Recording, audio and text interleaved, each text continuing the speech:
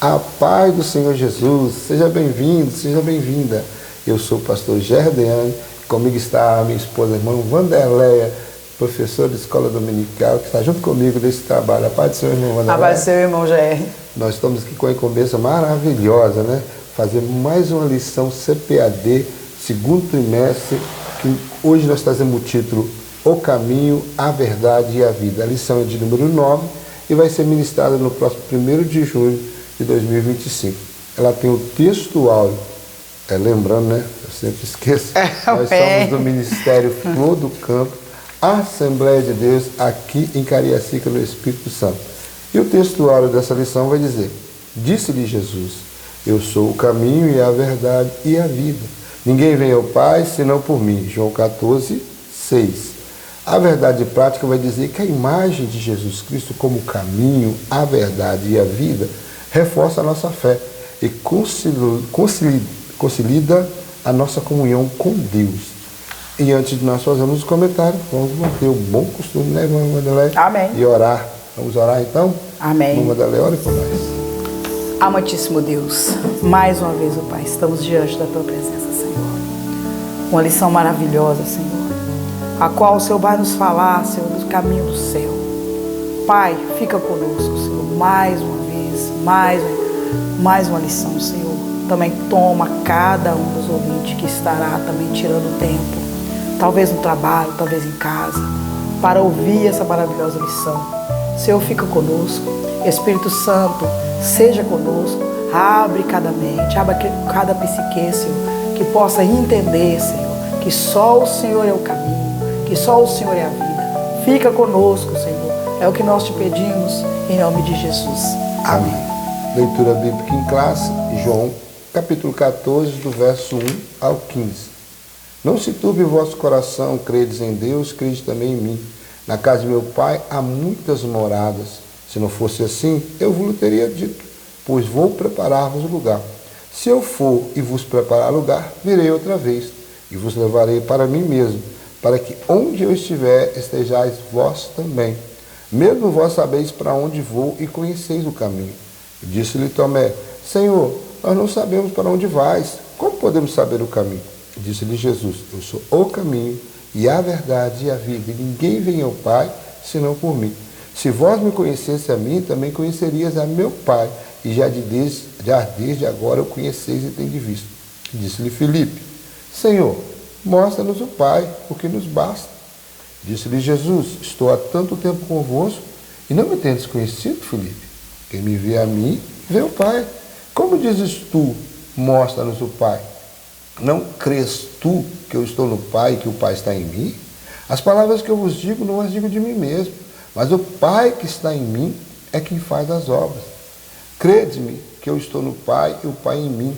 Crede-me ao menos por causa das mesmas obras. Na verdade vos digo, aquele que crê em mim também fará as obras que eu faço, e as fará maiores do que esta, porque eu vou para meu Pai. E tudo quando perdides em meu nome, eu o farei, para que o Pai seja glorificado no Filho. Se pedis alguma coisa em meu nome, eu o farei. Se me amardes, guardareis os meus mandamentos. Amém. Essa lição ela tem 3 objetivos. O primeiro é apresentar a dimensão bíblica do consolo e das promessas do Senhor Jesus.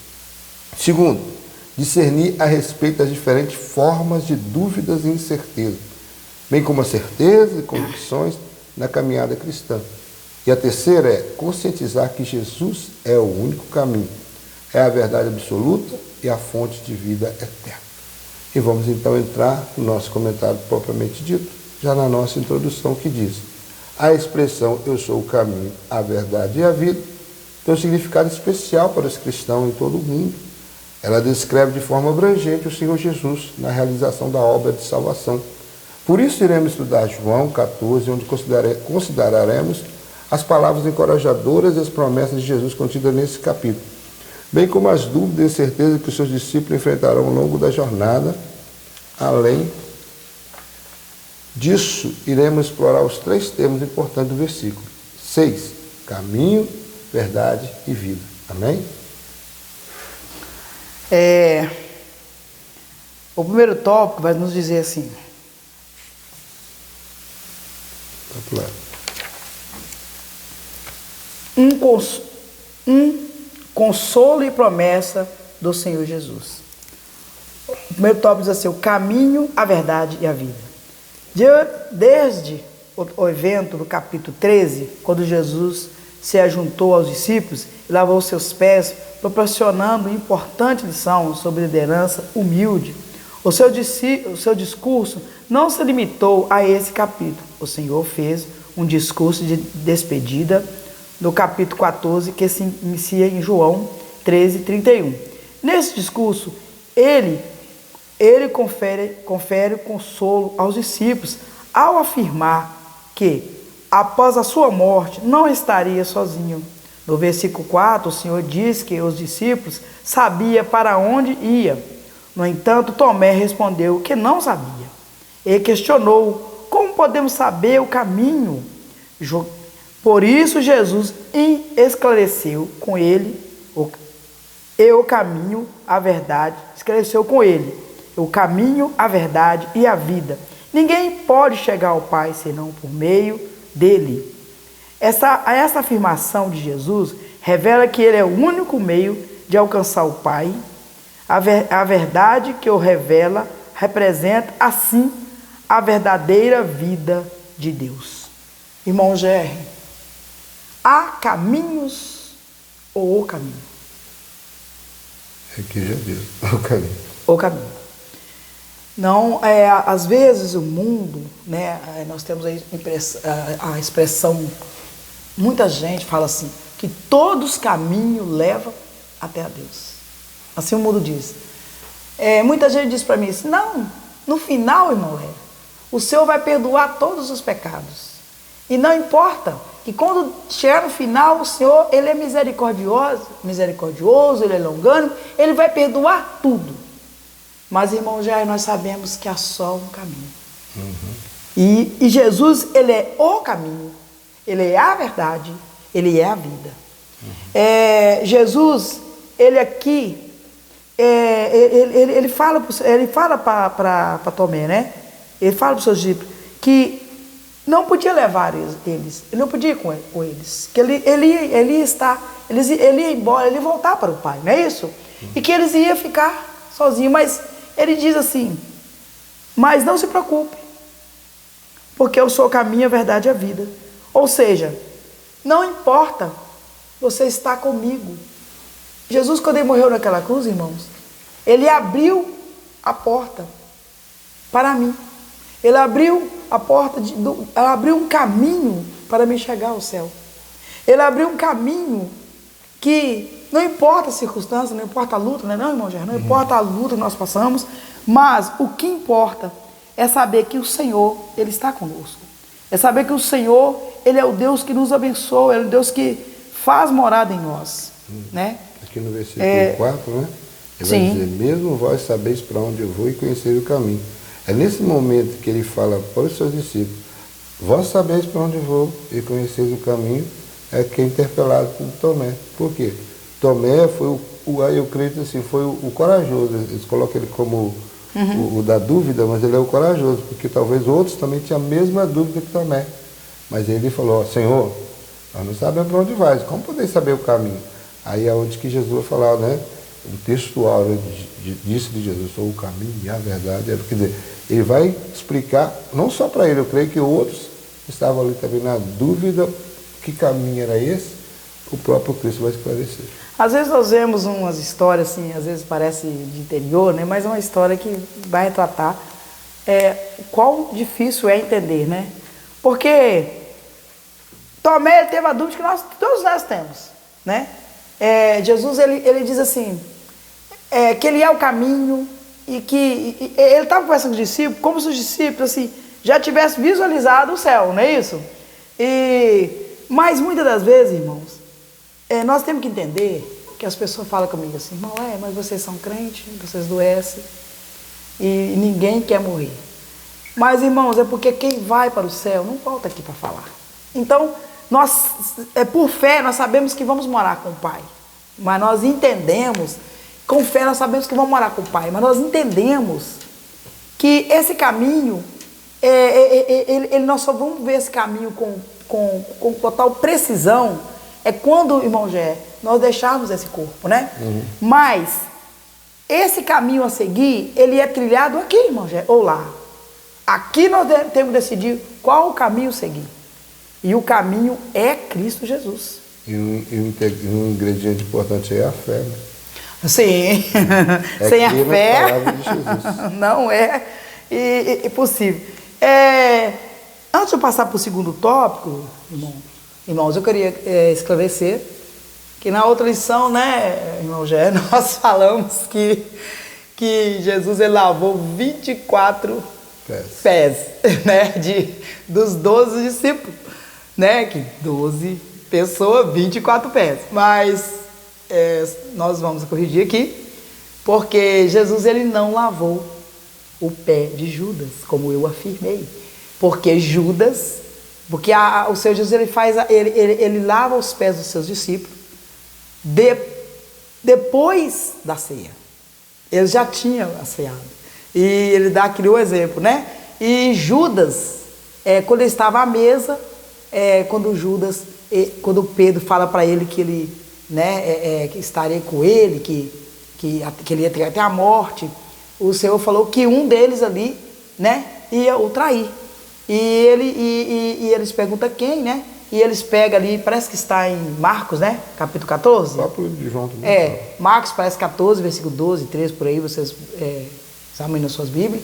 E ali, quando ele enfia o bocado, né? Ele enfia a mão. Aquele que eu entregar o bocado molhado, esse eu acho. Isso, ele diz que aquele que entregar o bocado molhado, aquele seria. Mas os outros discípulos não prestaram atenção, porque ele era o tesoureiro, assim a gente crê.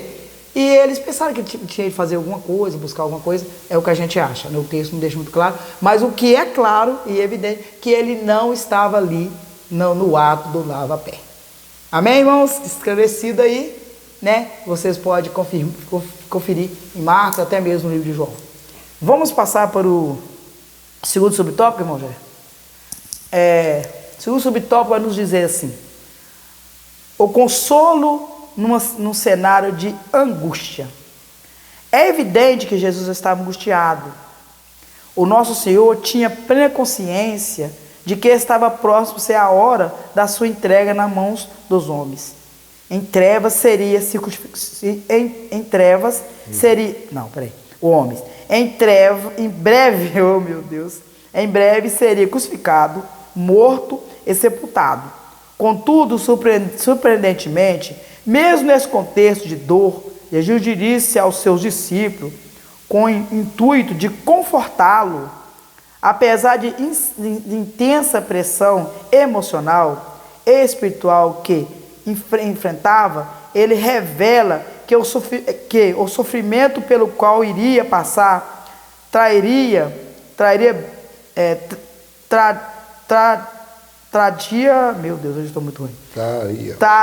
o bem para todos. Assim sendo, aquilo que parecia uma derrota era, na verdade, uma vitória.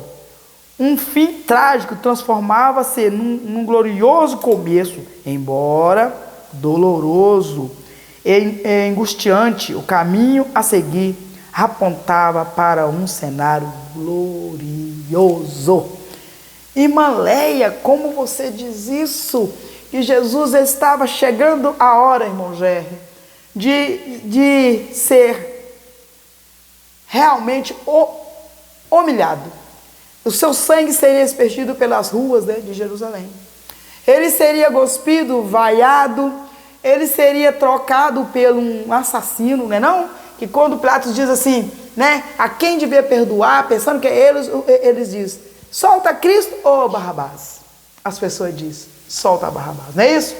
Ele seria trocado, humilhado, cuspido. A Bíblia diz, irmão Gé, que eles açoitaram ele. A Bíblia diz que era tipo um chicote, naquele chicote havia pedaços de ossos, de ferro, que rasgava a sua pele. Mas isso não era nada comparado, irmão Gé, ao pecado meu e seu que ele ia suportar. A Bíblia diz que ele foi até o Calvário, em meio vai e dor, humilhado, Agora, Jesus, é claro que como homem, porque nós temos que entender, irmãos, que Jesus ele é 100% homem e 100% Deus que ele veio aqui na terra. Então, a sua parte 100% homem, é claro que ele estava angustiado. É claro que ele estava triste, porque ele havia chegado a hora de deixar os seus discípulos.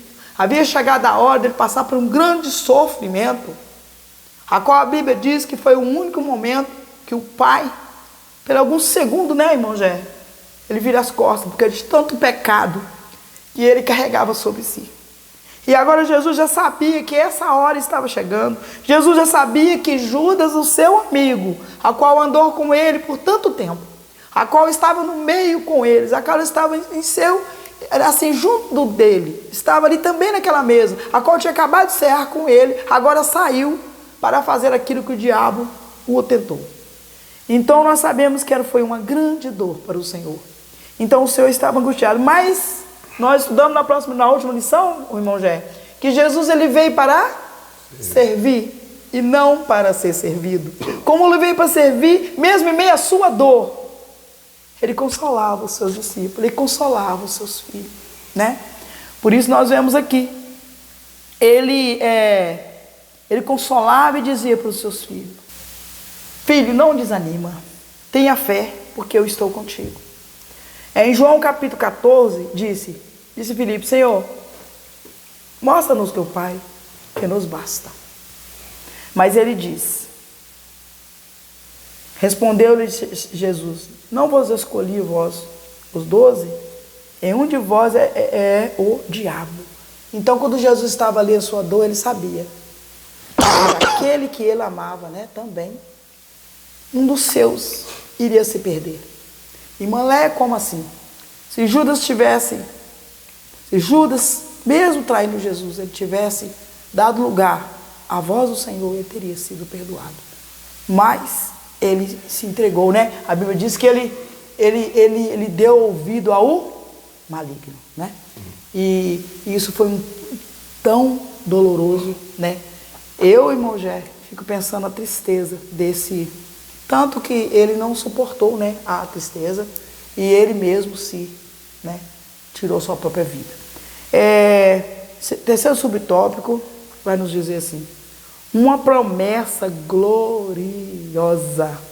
Jesus declarou que o caminho de Deus leva a moradas celestiais, preparada para os seus seguidores.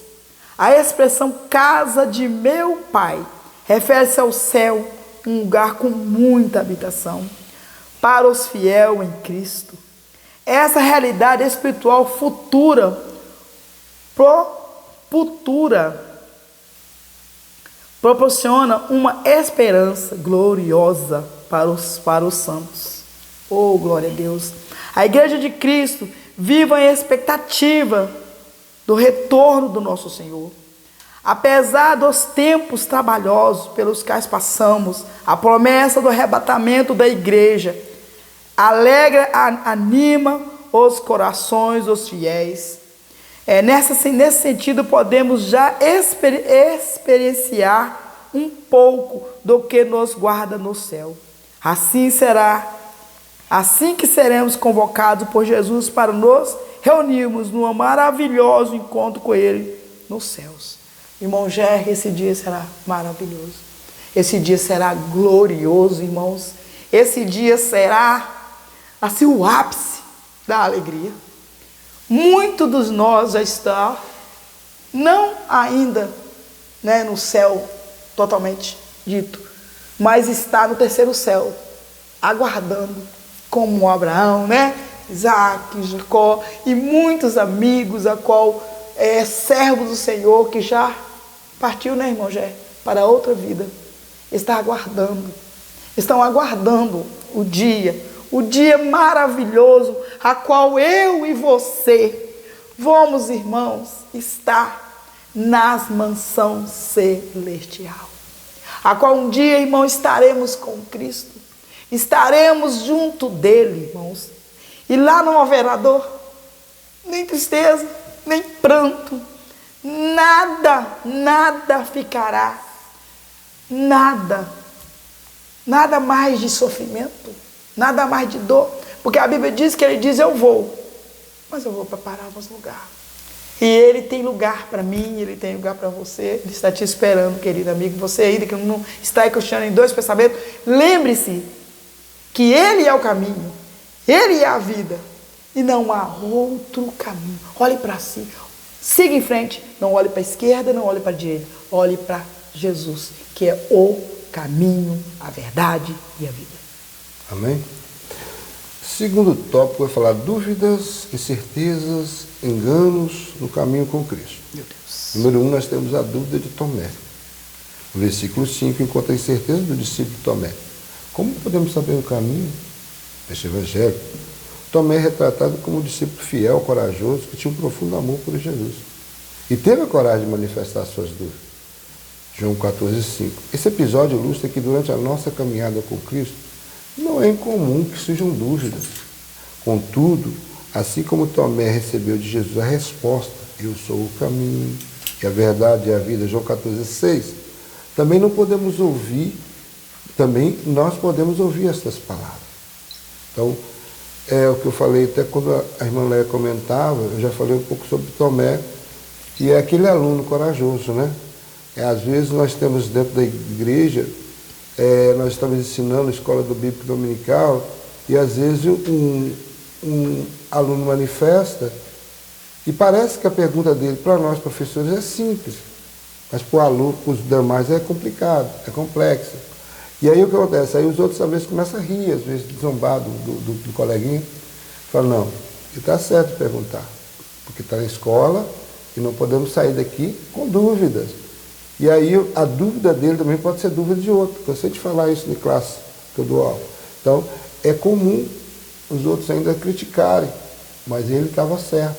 Estava na dúvida, não entendia que caminho era esse, e Jesus ainda não tinha passado pela cruz ainda, então era normal se perguntar. E dúvidas é comum.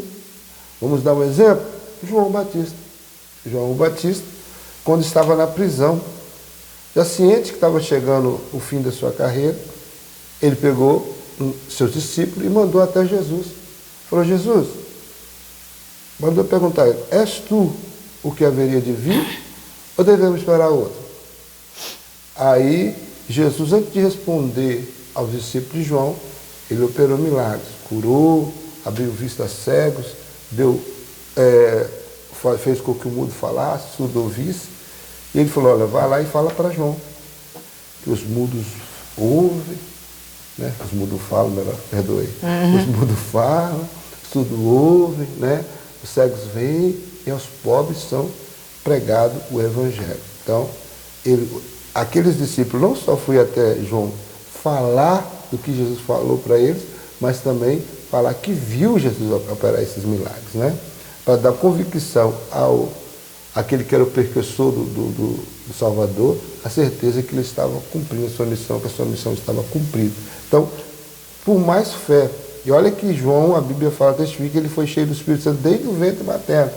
Então, e Jesus falou, quando testificou dele, falou que não houve dos nascidos de mulher maior do que João. Mesmo assim, teve um momento da vida de João, na prisão, já perto da sua morte, a dúvida. É normal isso acontecer. Só que nós não podemos deixar que a dúvida se transforme em incredulidade. Porque o justo, ele vive pela fé. E nós temos um inimigo terrível, né? De todos os inimigos que nós temos, a carne, o mundo, nós temos Satanás. E eu falo que ele é o mestre da dúvida. E ele trabalha para que nós duvidemos da ação de Deus na nossa vida, do cuidado de Deus para conosco. Quando nós passamos por situações difíceis, que o Senhor nos permite desertos, situações de escassez, portas fechadas, enfermidade no lar, faz com que muitas pessoas queiram voltar para trás. Muitas vezes, se não deixar, se não confiar e ter certeza do Deus que é servo, como Paulo diz, eu sei em quem tenho crido, se você não tiver essa certeza, nesses momentos adversos, você pode transformar a sua dúvida numa incredulidade. E isso não é agradável. Então, nós temos que estar sempre buscando o Senhor em oração, meditando na palavra, participando da escola dominical, estudando a Bíblia, fazendo o trabalho do Senhor, evangelizando, para que cada dia mais nós, como diz o apóstolo Pedro, nós cresçamos em graça e conhecimento do Senhor, e esses momentos de dúvida nós possamos ultrapassá-los. O segundo subtópico vai falar sobre a incerteza de Pedro e Filipe. O Evangelho de João revela que Pedro não compreendia totalmente sobre o lugar que Jesus mencionava para onde estava indo Pedro, né? João 13:36. No capítulo seguinte, Filipe pede a Cristo que lhe mostre o Pai, João 14:8. É notável que, tal como Tomé, Pedro, Filipe, ainda não tinham as suas questões esclarecidas por Jesus. Eles também enfrentaram incerteza. Não somos diferentes deles. Certamente haverá momento em que nós sentiremos semelhante a Tomé, a Pedro, a Filipe. Porém, devemos aprender a escutar o Senhor Jesus Cristo. Esse que é o grande viés. A oração é a comunicação que nós temos com o Senhor. A incerteza de Pedro e Filipe, como também a dúvida de Tomé, são coisas que podem acontecer na minha e na sua vida. Mas é o que ele falou aqui. Devemos aprender a escutar o Senhor Jesus. Como eu vou escutar o Senhor Jesus? Quando eu vou para a palavra. Quando eu oro ao Senhor. São dois elementos importantíssimos para mim eu manter uma comunicação com o meu Deus. A minha fé ela só é ampliada e multiplicada à medida que eu conheço o Deus que eu sirvo. E a Bíblia Sagrada é o instrumento que o Senhor deixou, né, inspirada pelo Espírito Santo. Ele falou que toda ela foi inspirada pelo Espírito Santo, não é de particular interpretação, disse o apóstolo Pedro. Então, se ela é totalmente inspirada pelo Espírito Santo, então é ela que nos dá a direção. Eu sempre aconselho, ore ao Senhor, leia a palavra, né, busque o Senhor, não só orando e buscando a presença dele, mas também lendo a palavra. E aquilo que você tem dúvida, o Senhor vai esclarecer. Né? Às vezes também o professor de escola dominical, o seu pastor, o seu líder espiritual, também você pode apresentar dúvidas, situações que você está passando. Ele não só vai te auxiliar a entender o seu processo, como também vai te ajudar na oração. Né? Então, nós devemos aprender a escutar Jesus. E Jesus pode usar pessoas. Né? Às vezes você pensa que Jesus vai descer do céu. Não, às vezes ele vai usar alguém na sua igreja, um professor de escola dominical. Eu vou dar até um exemplo, né, de quando eu comecei na caminhada com o Senhor, estava passando uma situação muito difícil, morava ainda em Vila Velha, e eu fui para a escola dominical, passando por uma situação muito ruim, difícil mesmo, e o professor meu de escola dominical não sabia nada do que estava acontecendo comigo, mas ele estava dando uma lição sobre a jornada de Israel no deserto, era a aula que ele estava dando na época, e aí, de uma hora para outra, ele começou a lição, ele já falou como se estivesse profetizando para mim. Ele falou, olha, continua debaixo da nuvem, não saia debaixo da... E olhando para mim. E ele ensinando, e ele começou a olhar para mim, continua por debaixo da nuvem, porque o Senhor é a tua proteção. A situação está difícil, você está no deserto, mas a tua proteção é o Senhor. A nuvem é o Senhor. Fica tranquilo que ele vai te socorrer. E eu saí dali já alegre, chorando e feliz da vida, porque eu entendi que Deus usou a boca do professor para falar comigo. Então é isso que o comentarista quer dizer. Nós devemos aprender a escutar Jesus. A situação está difícil, as incertezas chegou, como Pedro e Filipe, vai acontecer na minha e na sua vida. Mas você tem que convicção, não. Deus, ele é fiel para cumprir suas promessas. Interessante também é ter experiências. Porque quando você tem experiências com o Senhor, a sua fé, quando a situação aperta, a sua memória vai lembrar daquilo que o Senhor já fez, né? Eu quero trazer à memória aquilo que me dá esperança. Então, a sua memória, a minha memória, vai lembrar, não, Deus já agiu nessa situação comigo. Deus já me livrou numa situação assim. Então, eu tenho convicção que não vai ser diferente agora. E o terceiro subtópico falar sobre o engano de Judas Iscariotes. Esse aí já foi mais complicado, né, irmãos? Judas Iscariotes. Em João 13 é revelado que o nosso Senhor anunciou que um dos seus discípulos ia trair. Né? No João 13, no momento da ceia, ele fala isso. Essa pessoa era Judas Iscariote, seu discípulo. Ele acompanhou Jesus, mas não conseguiu interiorizar os seus ensinamentos e, por isso, não depositou fé suficiente no Filho de Deus. Assim sendo, traiu-o, vendeu por 30 moedas de prata. João 13, 25 e 27. Lamentavelmente, Judas não reconhecia Jesus como Salvador e Redentor da humanidade pecadora. A sua visão do Messias restringia-se a questões sociais e políticas para libertar Israel da opressão romana. Portanto, por meio de Judas, aprendemos a importância de não confundir as nossas prioridades enquanto seguimos a nossa jornada com Cristo. Eu vou comparar um pouquinho Judas aqui com Pedro. Porque Pedro, ele passou 3 anos e meio, como todos os outros discípulos, no ministério de Jesus, trabalhando com Jesus. E Jesus revelou que Pedro não havia se convertido. Nesse período dos 3 anos e meio. Não havia se convertido. Quando você se converter, você vai e fala para os seus irmãos. Quer dizer, ele não havia se convertido.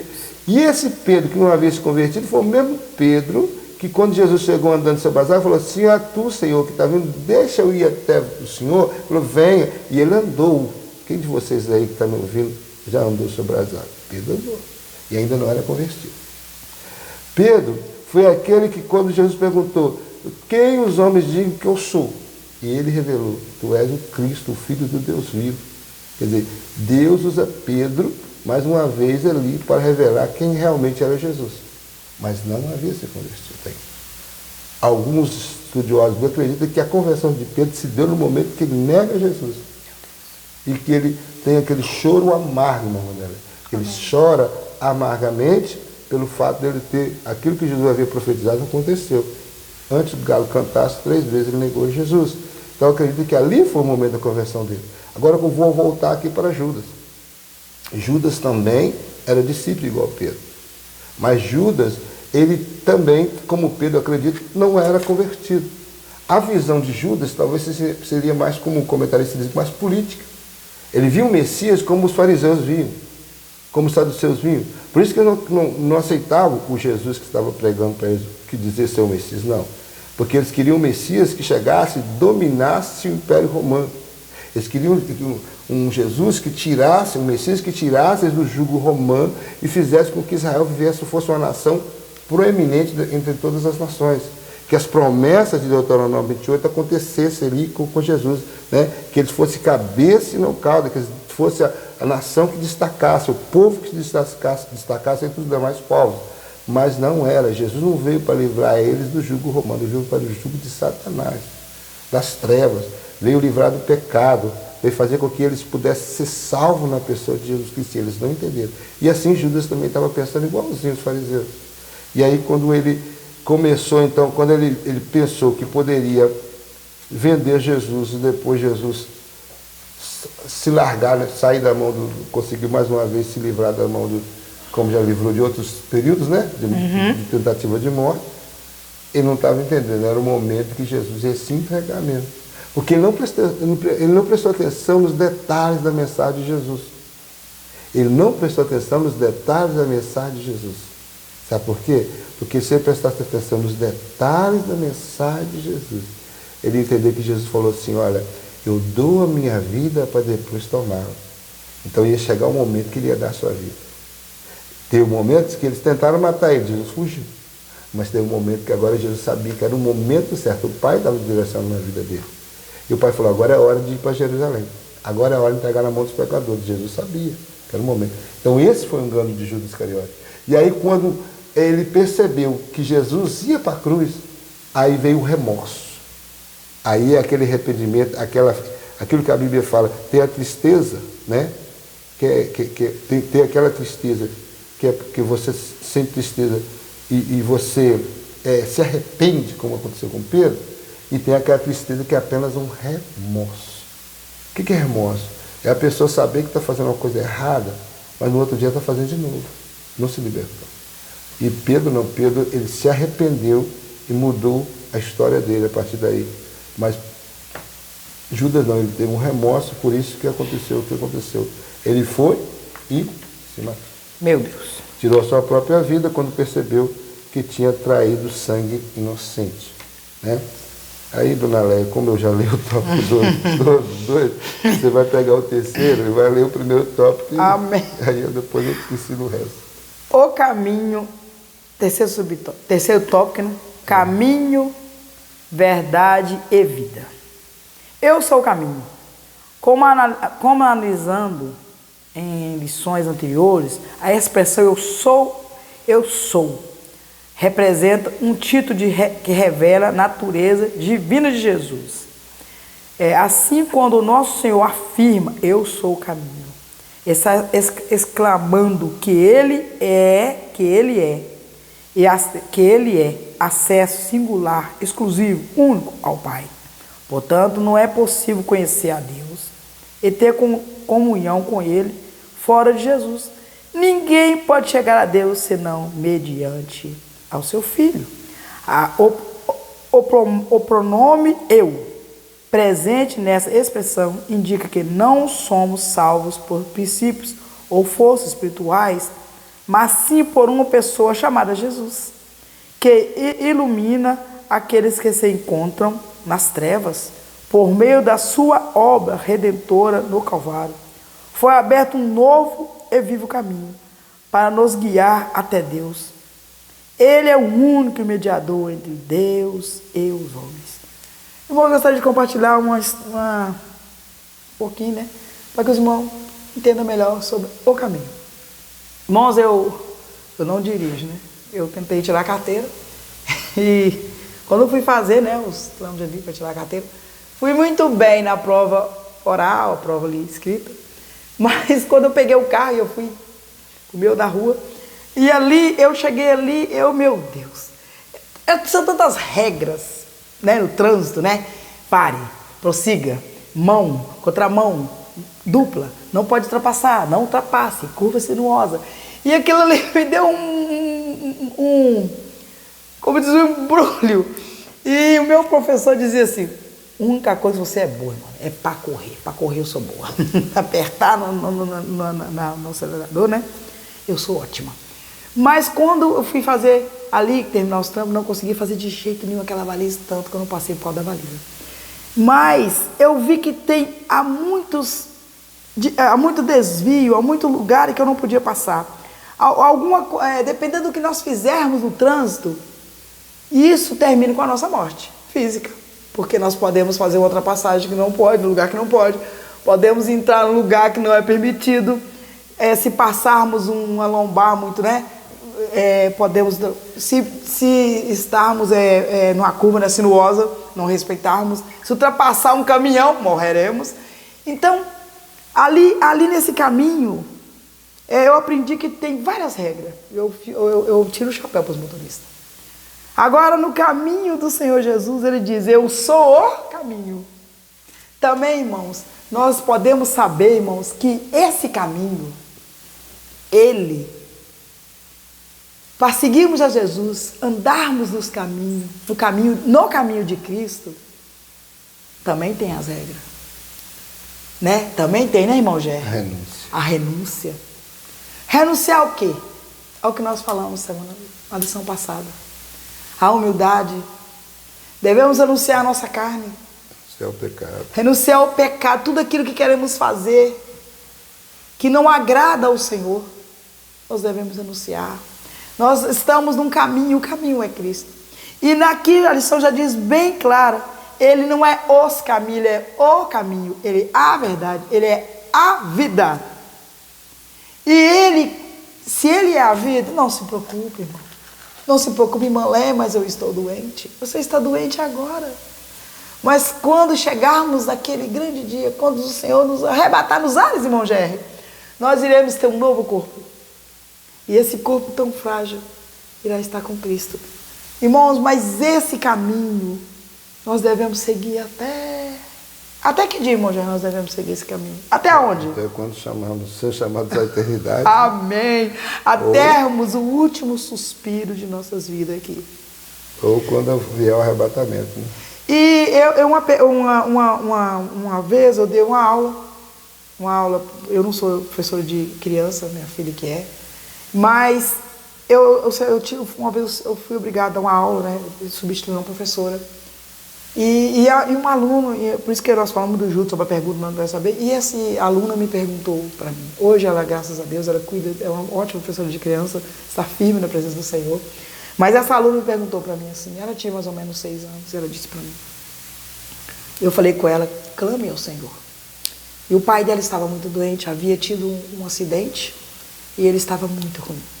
E ela disse para mim assim, ô tia, eu não consigo ver Deus, como é que eu vou clamar aquilo que eu não vejo? E eu passei muito aperto, irmão Gé, porque eu não sabia como responder uma criança de 6 anos, que o pai estava deitado na cama, tanto que ele morreu. E eu não sabia como falar com essa criança. E eu falei, meu Deus, me ajude. Me ajude, porque eu não sei a resposta que dá para essa criança.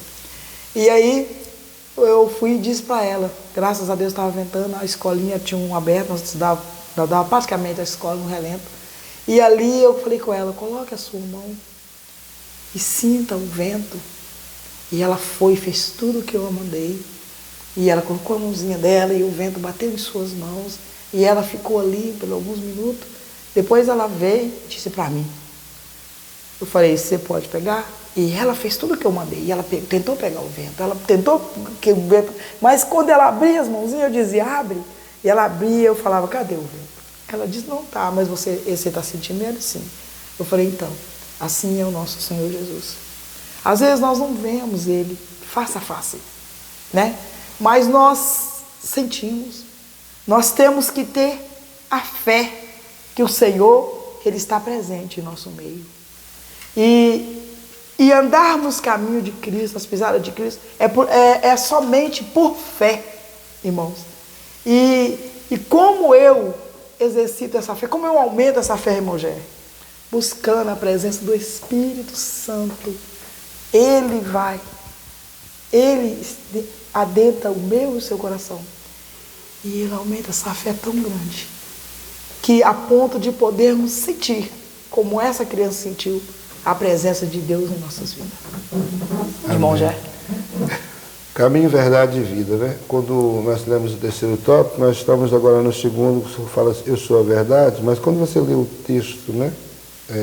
João 14,6, e disse-lhe Jesus, eu sou o caminho e a verdade e a vida. É escrito com bem clareza, assim, para entender no nosso português, que ele usa, né? O artigo é definido, o caminho. O artigo também, a verdade, né? E é um artigo no singular, não é no plural. Não é nem no plural e nem indefinido, é definido. No nosso português, eu entendo que quando um artigo precede um substantivo, eu entendo que ele está dizendo que aquilo ali é único, é singular. Então, quando nós falamos não só do caminho, como a irmã Vanderlei acabou de falar, quando eu falo da verdade, quando eu falo da vida, são singulares. É o único caminho, única verdade, única vida. E a única verdade aqui é a verdade totalmente absoluta. Porque você vai ver em nosso mundo, na nossa cultura, seja cultura ocidental, oriental, qualquer nação do mundo, nós vamos ver que há muitas verdades sendo contadas. Nós estamos vivendo uma época chamada do relativismo, em que a verdade da Bíblia, que é absoluta, está sendo relativizada. Então, Jesus se apresenta como eu sou a verdade, está dizendo eu sou a única verdade. Não tem outra verdade que não seja eu. Nós vamos lá em João 8,32, né? Ele vai dizer, e conhecereis a verdade, e a verdade vos libertará. E que verdade que estava se retratando? A si próprio. Você vai ver João 8,36 e vai dizer, se pois o Filho vos libertar, verdadeiramente sereis livres. Então, o versículo 32, ele é complementado no 36. Ele dizendo, se pôs o Filho, quem? Jesus. Se pôs ele libertar. A verdade do 32 é o que liberta no 36. Então, eu sou a verdade. E é a única verdade que liberta. Você entra pelo caminho, né, que é Jesus. Que como vai lá em Mateus 7, fala, a porta é estreita, ele se apresenta como uma porta também, eu sou a porta, mas também o caminho que ele diz é estreito, que conduz à salvação. E esse caminho, agora nesse capítulo 14, no verso 6, ele vai apresentar como o único caminho. Agora, essa verdade que transforma e liberta é que vai nos levar até o objetivo final, que nós vamos ler depois. Jesus não é apenas uma parte, uma fração da verdade, mas sim toda a verdade em si mesmo. De forma clara, o Evangelho de João realça que a verdade suprema se revelou através da encarnação do Senhor Jesus Cristo. Assim sendo, a verdade absoluta, imutável, incondicional, encontra-se plenamente expressa em Cristo. Portanto, Jesus personifica a verdade, que os seres humanos necessitam conhecer. Uma verdade que se opõe à mentira e derruba as falsidades presentes no mundo. Apenas essa verdade provém de uma fonte confiável de revelação redentora que ilumina o conhecimento acerca do Pai. Observa, João 14,7. Observa bem. Já desde o Éden, quando o homem foi formado, ele conheceu a Deus, porque Deus se revelava no jardim para Eva e para Adão. E eu acredito que durante o período em que eles não pecaram, que eles resistiram, né, às tentações ali daquela árvore do conhecimento do bem e do mal, o único conhecimento que eles tinham era do bem, o único conhecimento que eles tinham era a verdade absoluta. Só que quando o pecado entrou no mundo, irmão Vanderlei, o que aconteceu? A partir do pecado, não só o homem agora é conhecedor do mal, como também é conhecedor da mentira. Porque Jesus vai falar de Satanás dessa forma, dizendo que Satanás, ele foi homicida desde o princípio, nunca se firmou na verdade, tudo que ele fala é mentira, porque ele é o pai da mentira. Então o que acontece? O mundo que não conhece Jesus estão vivendo uma verdadeira mentira. Meu Deus. Porque não consegue andar nos caminhos do Senhor. Quem não conhece Jesus, quem não teve a experiência de ser transformado por Jesus, ele só conhece a mentira que Satanás ensina. Nos diversos dogmas, nas diversas heresias, nos diversos ensinamentos errôneos a respeito de salvação. Salvação que está na minha própria justiça, salvação está na boas obras, salvação está...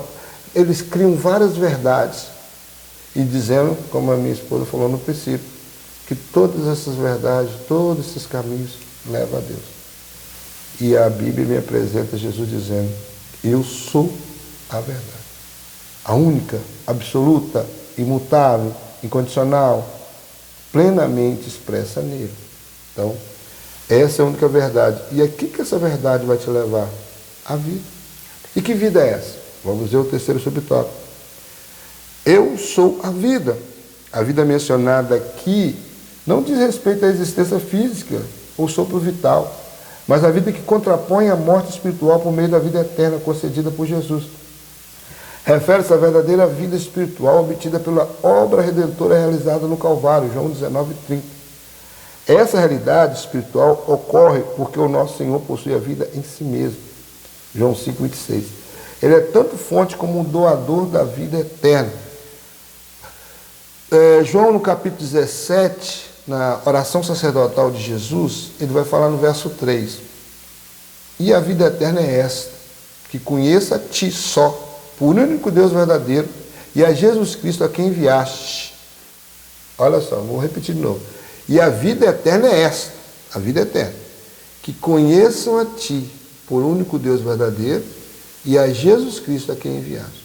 Então, Jesus mais uma vez aqui, nesse texto, está corroborando com João 14,6. Ele está dizendo que ele é, a vida eterna é só essa.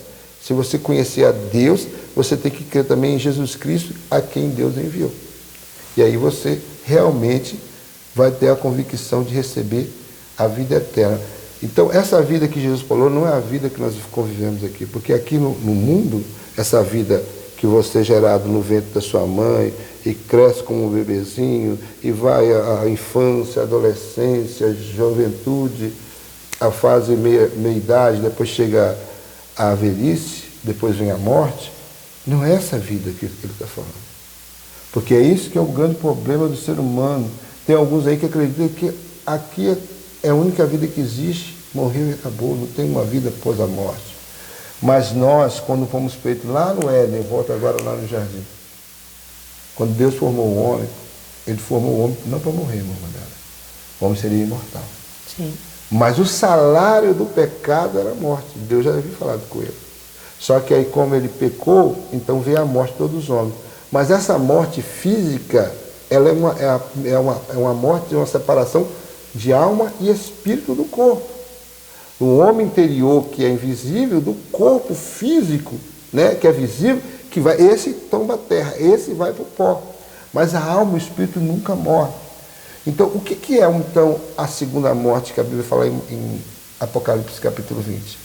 É a separação total de Deus, é o banimento total daquele que te criou. É ser lançado no final, lá no derradeiro juízo, que é o do trono branco, lançado no lago de fogo. Hoje, quem morreu e não morreu em Cristo Jesus, Hebreus 9:27 diz assim, que o homem está ordenado a morrer uma única vez, seguindo assim o juízo. Então segue-se o juízo quando você morre. Se você não confessou Jesus Cristo, que é o caminho, que é a verdade, que conduz à vida eterna, então quando chega nesse momento aqui, você a separação sua agora é total, é a segunda morte. Agora, a vida que Jesus está apresentando aqui é a vida eterna. Que quando um servo do Senhor morre, e aí ele vai para o, né, no passado era o seio de Abraão, hoje é o paraíso. Então, ele está agora já na expectativa do arrebatamento, ele já está vivendo uma vida verdadeira, a vida que realmente Deus quer para mim e para você. Uma vida de comunhão plena com Deus por toda a eternidade. Então, não é essa vida aqui, é uma vida posterior a essa. Por isso nós pregamos esse Evangelho, por isso nós falamos desse Jesus, porque esta é a vida eterna que o Senhor nos quer dar. Deus amou o mundo de tal maneira, João 3,16, que deu seu Filho unigênito, para que todo que nele crê não pereça, mas tenha a vida eterna. Esta é a vida que Deus quer te dar. Não é essa vida que você está vivendo hoje. Não é essa vida que eu estou vivendo aqui, não. É que verdadeiramente, enquanto eu estiver aqui, esse aqui é um período probatório, é um período que nós temos que estar andando no caminho que é Jesus, renunciando ao pecado, buscando viver nesta verdade que liberta, andando segundo os preceitos bíblicos, procurando nos santificar, porque lá em Hebreus 12, 14 também fala isso, seguir a paz e a santificação sem a qual ninguém verá o Senhor. Então, aí sim, andando nessa santificação, andando na verdade, andando em renúncia, fazendo a vontade do Senhor, essa verdade vai ser o meu alvo, a minha vida. O caminho será onde que eu trilharei.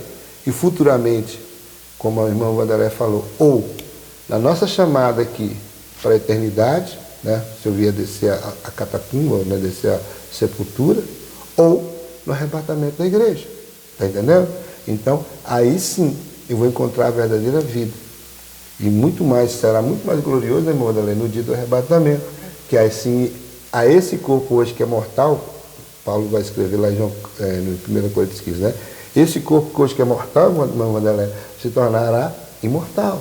Esse corpo que hoje que é corruptível se revestirá da incorruptibilidade. Meu Deus. E assim será tragada a morte pela vitória. Eita glória. Irmã Wanderlei, conclusão, o tempo já está indo embora. Eu gostaria, antes de ler a conclusão, eu gostaria de dizer, pode ter o pastor que estiver nos ouvindo, que sabe, mulher, que aquele pastor que tem a sua ovelha, que realmente anda nos caminhos do Senhor, ele tem pouca dificuldade com essa ovelha. Porque quando nós conhecemos o verdadeiro caminho que é Cristo, o pastor não tem dificuldade de conduzir essa ovelha. Mas quando essa ovelha, ela é como estava como Pedro, que ainda não havia convertido. Às vezes essas ovelhas ainda que não estão convertidas, dá muito trabalho para o pastor. Porque quando verdadeiramente conhecemos Cristo, nós realmente nos se damos para Ele, não é isso? E esse caminho não se torna pesado. Eu tiro por mim, irmãos. Se você está achando que está impossível, muito, muito pesaroso servir ao Senhor Jesus, é porque você ainda está no processo. Porque quando você conhecer verdadeiramente a esse Jesus, você vai ver que o caminho com Cristo, ele é um caminho maravilhoso. Vamos para a conclusão, que o nosso tempo não espera, né? Conclusão vai nos dizer assim: reconhecer Jesus como o caminho, a verdade e a vida, oferece-nos a oportunidade de esclarecer as nossas dúvidas e incertezas. Ter o Senhor como caminho, a verdade, a vida, proporciona consolo nos momentos difíceis da vida. Através dele podemos conhecer a Deus, experimentar a verdadeira liberdade, estar renunciando em comunhão com Ele. Irmãos, eu gostaria de deixar também o versículo que está em João, Isaías, né? Isaías 45, 22, que diz assim: olhai para mim e sereis salvos, vós todos os termos da terra, porque eu sou Deus e não há outro. E também Naum, que diz assim, Naum capítulo 2, versículo 1 diz assim: o destruidor está adiante de ti, guarda a tua fortaleza, observa o caminho esforça os lombos, fortalece muito o teu poder. Irmãos, o inimigo ele está todo dia. Todo dia, irmãos, o pecado vem e tenta me tirar desse caminho. Ele coloca obstáculo. Ele diz que o caminho não é bom. Ele fala no meu ouvido. Mas eu escolho seguir o caminho de Cristo. E que eu e você possamos estar firmes nesse caminho, não olhando nem para a esquerda e nem para a direita. Amém? Amém. Essa lição ela é bem soterológica. Por que eu falo soterológica? Porque é uma lição que fala muito sobre a questão de salvação. Nós, como evangelizamos, né, quando nós pregamos o evangelho nas ruas, é um versículo muito usado, João 14,6, né, João 3,16, como eu acabei de falar, João 8,32. São textos que realmente a gente confronta o pecador, mostrando a única verdade, o único caminho, o único que conduz à verdadeira vida, que é Jesus Cristo. Então eu já falo com você que de repente não ainda está, gosta de ouvir mensagens evangélicas, mas não decidiu por esse Jesus. É o momento de você decidir por ele, porque é o único que pode conduzir. Ele diz, eu sou o único, né? Ele diz que ninguém vem ao Pai senão por mim. Então, talvez apresentaram vários caminhos para você, mas tome cuidado. Há caminhos que para o homem parecem perfeitos, mas o fim dele é perdição. Então, o caminho da salvação é Jesus. Pedro vai dizer isso. Não há outro nome dado ao qual possa ser salvo senão o nome do Senhor Jesus Cristo. Então, fique com esta palavra. Não deixe, né, de participar da escola dominical. Vai aos domingos à escola dominical ou nos dias que for na sua igreja. Alguns são de manhã, outros são à tarde. Mas não deixe de participar. E quanto a esse vídeo, compartilhe, curta, né? Mande seus comentários, se inscreva no canal. Que Deus em Cristo nos abençoe, em nome do Senhor Jesus. Amém.